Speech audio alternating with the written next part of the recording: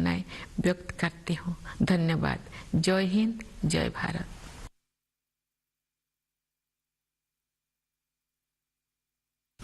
Dear fellow citizens, Namaskar. On the eve of the 74th Republic Day, I extend my heartiest greetings to every Indian at home and abroad. From the day the Constitution came into effect to the present day, it has been an amazing journey that has inspired many other nations. Every citizen has reason to be proud of the Indian story. When we celebrate the Republic Day, we celebrate what we have achieved together as a nation. India is, of course, home to one of the oldest living civilizations. India is called the mother of democracy. As a modern republic, however, we are young. In the early years of independence, we faced countless challenges and adversities. Very high levels of poverty and illiteracy were just two of the many ill effects of the long foreign rule. Yet, the spirit of India was undeterred. With hope and confidence, we began an experiment unique in the history of humankind. Such a vast and diverse multitude of people coming together as one nation remains unprecedented. We did so with the belief that we are after all one, that we are all Indians. We have succeeded as a democratic republic because so many creeds, so many languages have not divided us, they have only united us. That is the essence of India. That essence was at the heart of the Constitution, which has withstood the test of time. The Constitution that started governing the life of the Republic was the outcome of the freedom struggle. The national movement led by Mahatma Gandhi was as much about winning independence as about rediscovering our own ideas. Those decades of struggle and sacrifice helped us win freedom not only from colonial rule but also from the imposed values and narrow worldviews. Revolutionaries and reformers joined hands with visionaries and idealists to help us learn about our age-old values of peace, brotherhood, and equality. Those who shaped the modern Indian mind also welcomed progressive ideas from abroad. Following the Vedic advice, Anabhadraha Krotavayantu Vishwatoh, let noble thoughts come to us from all directions. A long and profound thought process culminated in our Constitution.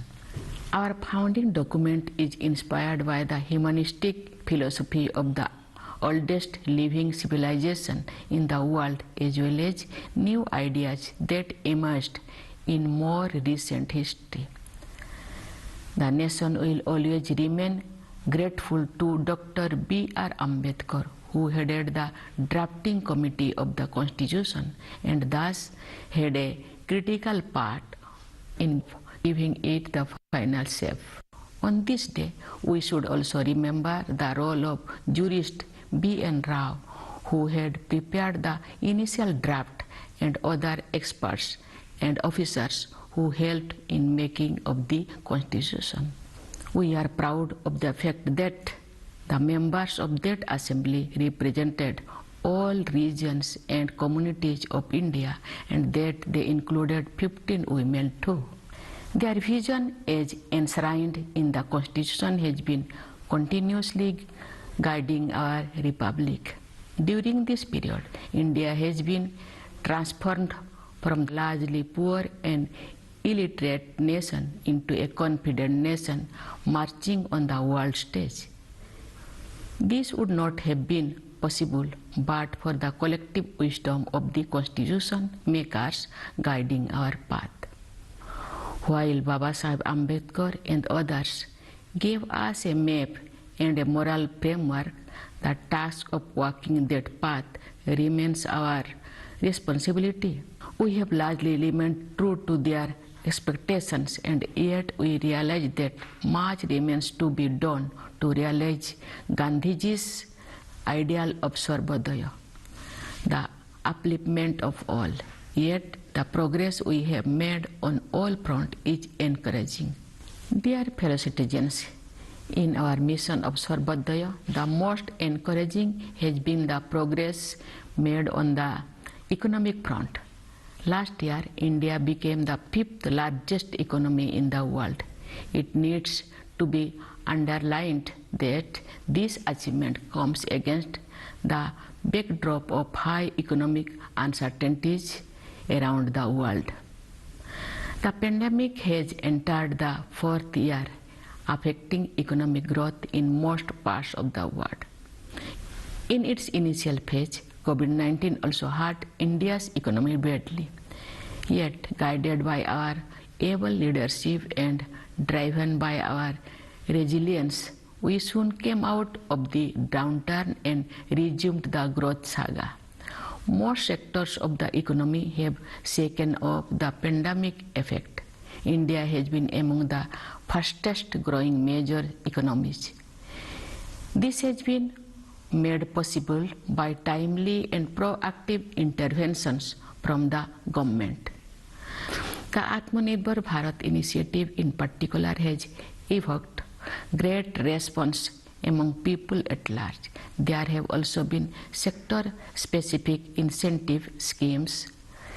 It is a matter of great satisfaction that those on the margins have also been included in the schemes and programs, and they have been helped in tiding over difficulties by implementing the Pradhan Mantri Garib Kalyan Anna Yojana announced in March 2020. The government ensured food security for poor families at a time when the country was facing economic disruption in the wake of unprecedented outbreak of COVID-19. Because of this help, no one had to go hungry. Keeping the welfare of poor families paramount, the duration of this scheme was extended successively, benefiting about 81 crore fellow citizens. Further extending this assistance, the government has announced that even during the year 2023, the beneficiaries will get their monthly ration free of cost. With this historic move, the government has undertaken the responsibility of caring for the weaker sections while also enabling them to benefit from economic development. With the economy on a sound footing, we have been able to begin and carry forward a series of praiseworthy initiatives. The ultimate goal is to create an environment in which all citizens can, individually and collectively, realize their true potential and prosper. As education builds the right foundation for this purpose, the National Education Policy has introduced ambitious changes. It rightly addresses the twofold aims of education: as an instrument of economic and social empowerment and as a means to explore truth. The policy makes our civilizational lessons relevant for contemporary life, while also preparing the learner for the 21st century challenges. The National Education Policy appreciates the role of technology in expanding and deepening the learning process. As we have come to realize since the early days of COVID-19, technology offers life-changing possibilities. The Digital India mission is striving to make information and communication technology inclusive by bridging the rural-urban divide. More and more people in far-flung places have been reaping the benefits of the Internet and are receiving a variety of services provided by the government as the infrastructure expands. We have reasons to be proud of our achievements in the domain of science and technology. India has been among the handful of pioneers in space technology. Age-long pending reforms in this sector are underway. Private enterprises are now invited to join the quest. The Gaganyaan program to carry Indian astronauts into the space is under progress. This will be India's maiden human space flight. Yet, even as we reach out to the stars, we keep our feet on the ground. India's Mars mission was powered by a team of extraordinary women, and our sisters and daughters are not far behind in other areas too. Women's empowerment and gender equality are no longer mere slogans, as we have made great progress towards these ideals in recent years. With people's participation in Beti Bachao Beti Padhao campaign, women's representations have been rising in every sphere of activity. During my visits to various states, educational institutions, and while meeting delegations of various professionals, I am amazed by the confidence of young women. I have no doubt in my mind that they are the ones who will do most to shape tomorrow's India. What miracles cannot be achieved if this half of the population is encouraged to contribute to nation building to the best of their ability. The same vision of empowerment guides the government's approach to the marginalized communities, including the scheduled caste and scheduled tribes. In fact, the aim is not only to remove hurdles and help them in development, but also to learn from them. Tribal communities in particular have rich lessons to offer in many areas, ranging from protecting the environment to making the society more cohesive. Dear fellow citizens, as a result of a series of initiatives in recent years to transform all aspects of governance and unleash creative energies of people, the world has started to look at India with a new sense of respect. Our interventions in various world forums have started making a positive difference. The respect that India has earned on the world stage has resulted in new opportunities as well as responsibilities. This year, as you know, India holds the presidency of the Group of 20 Nations. With our motto of universal brotherhood, we stand for peace and prosperity of all. Thus, the G20 presidency is an opportunity to promote democracy and multilateralism and the right forum for shaping a better world and a better future. Under India's leadership, I am sure G20 will be able to further enhance its efforts to build a more equitable and sustainable world order. As G20 represents about 2/3 of the world population and around 85% of global GDP, it is an ideal forum to discuss and find solutions for global challenges. To my mind, global warming and climate change are the most pressing among them. Global temperatures are rising and incidents of extreme weather are increasing. We are faced with the dilemma to lift more and more people out of poverty. We need economic growth, but that growth also comes from fossil fuel. Unfortunately, the poor bear the brunt of global warming more than others. Developing and popularizing alternative sources of energy is one of the solutions.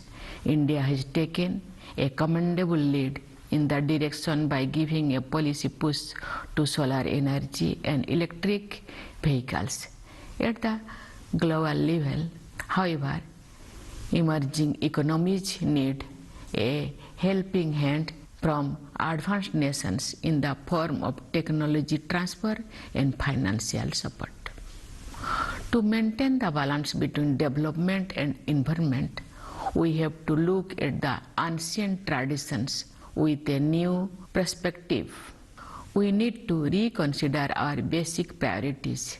The scientific aspects of traditional life values have to be understood. We must once again rekindle that respect for nature and humility before the vast universe.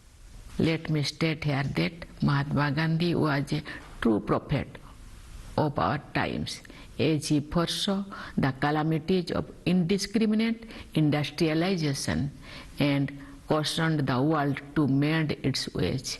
We need to modify our lifestyle if we want our children to live happily on this fragile planet. One of the changes suggested importance to food. I am happy to note that the United Nations accepted suggestion from India and declared 2023 as the International Year of Millets. Millets were essential ingredients of our diet, and they are making a comeback among sections of society. Coarse grains like millets are eco-friendly as they require less water to grow, and yet they provide high levels of nutrition. If more and more people turn to millets, it will help conserve ecology and also improve health. One more year has gone by for the Republic and another year commences. It has been a time of unprecedented change. With the outbreak of the pandemic, the world had changed within a matter of days. During these 3 years, whenever we have felt that we have finally put the virus behind, it raises its ugly head. However, there is no need to panic because we have learned in this period that our leadership, our scientists and doctors, our administrators and corona warriors will make every possible effort to meet any situation. At the same time, each of us has also learned to not let our guard down and remain alert. Dear fellow citizens, generations of people working in different fields deserve praise for their invaluable contribution in the development story of our Republic so far. I commend the roles of farmers, workers, scientists and engineers whose combined strength enables our country to live up to the spirit of Joy Jawan, Joy Kisan, Joy Vigyan, Joy Anusandhan. I appreciate every citizen who contributes to nation's progress. I also convey my greetings to our diaspora, the great ambassadors of India's culture and civilization.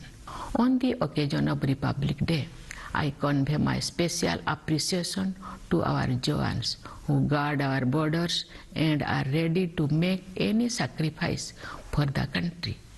I also express my appreciation for all the brave soldiers of paramilitary forces and police forces who provide internal security to their fellow citizens. I salute all the brave hearts of our armed forces, paramilitary forces and police forces who laid down their lives in the line of duty. I convey my blessings to all the dear children for their bright future. Once again, I extend my best wishes to all of you on this Republic Day. Thank you. Jai Hind, Jai Bharat.